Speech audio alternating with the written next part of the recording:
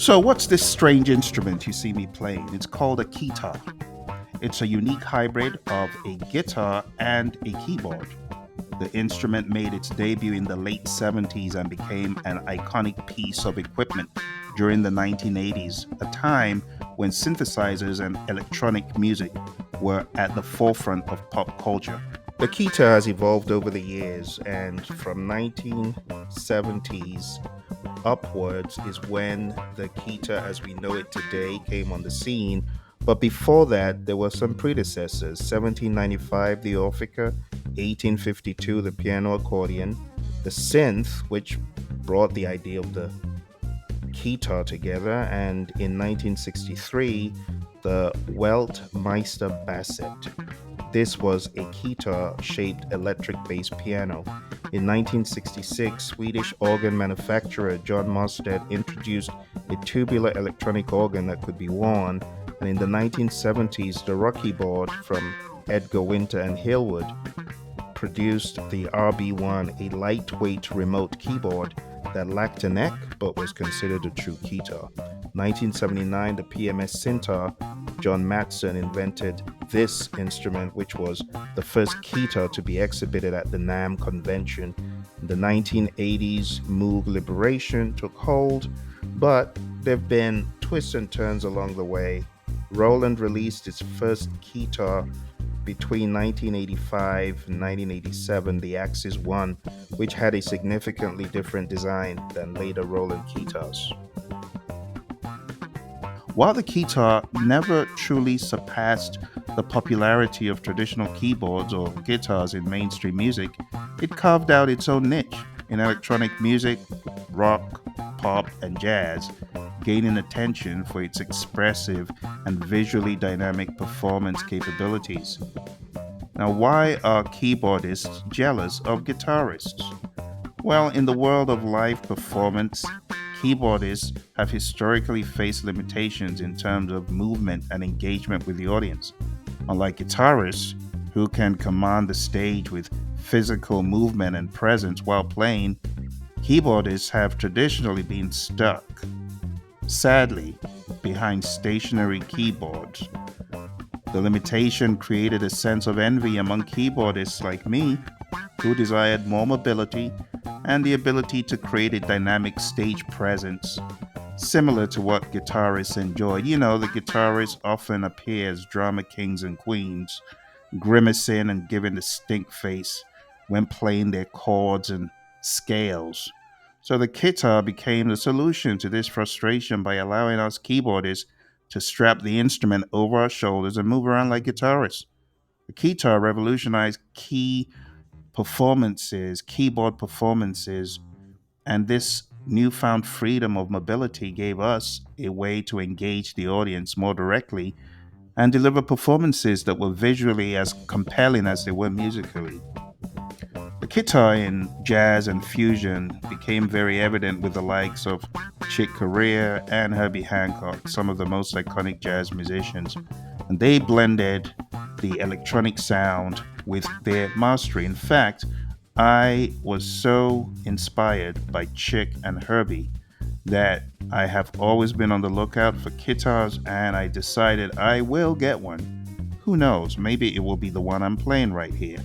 But Chick Corea, as you saw, one of jazz fusion's greats, famously played the guitar during the 1980s, particularly with his blistering Chick Corea Electric Band.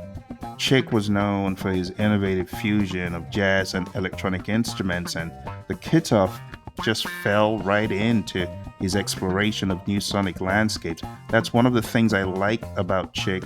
Not only is he great in the classical genre and the jazz genre, but he also allowed himself to dabble into the electronic. And not just dabble, he went hard with the likes of Miles.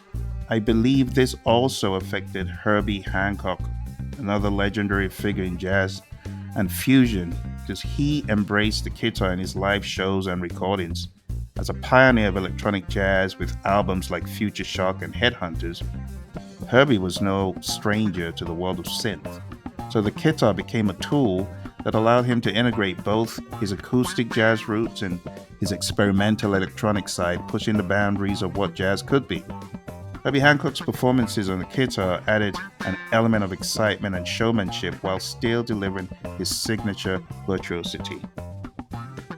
There are other iconic guitarists in Janet Jackson's band, the very talented James Harris, too, known as Jimmy Jam, who often played guitar during live performances, added a distinct visual and musical dimension.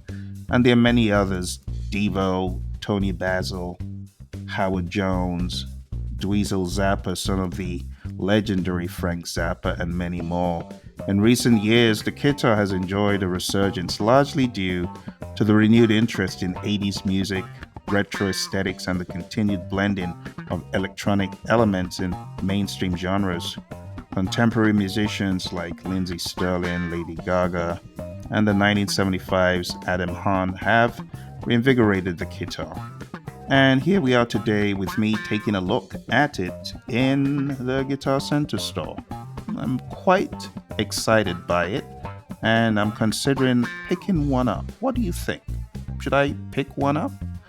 Or do I have enough keyboards? The guitar stands as a symbol of freedom for keyboard players like me, giving us mobility and showmanship that's typically associated with guitarists, like I said. And keyboardists for a very long time have envied musicians who could stand on their feet and move through the audience. But now, I have my possible revenge. The question is, will I actually carry out the revenge? You see, the model I'm playing right here, it's called the Roland AX Edge 49 key synthesizer, and it stands as a groundbreaking evolution in the world of guitars, providing musicians with the ultimate combination of expressive control and versatile sounds and a bold visual presence. You must admit it is rather bold. I love the colors, and it's a decent size to allow you go up and down the different octaves and create havoc. The Axe Edge represents the latest in the line of guitars from Roland that have long been beloved by performers for their quality and innovation. Roland has a long history of synthesizers and performance instruments and innovation that has shaped modern music across genres, from the iconic Roland Juno to where we are today.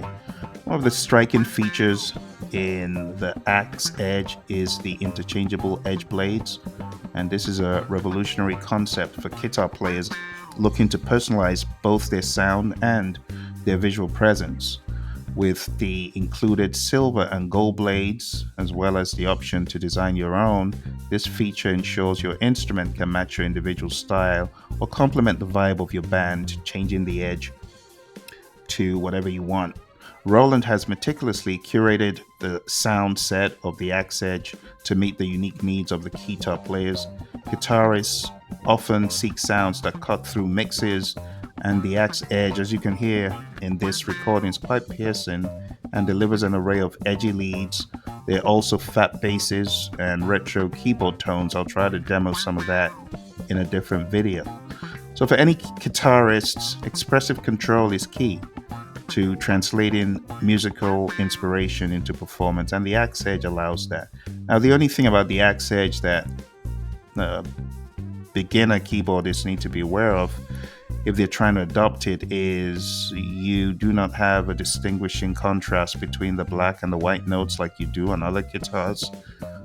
In this one, it is all black notes, which also enhances the look of the instrument.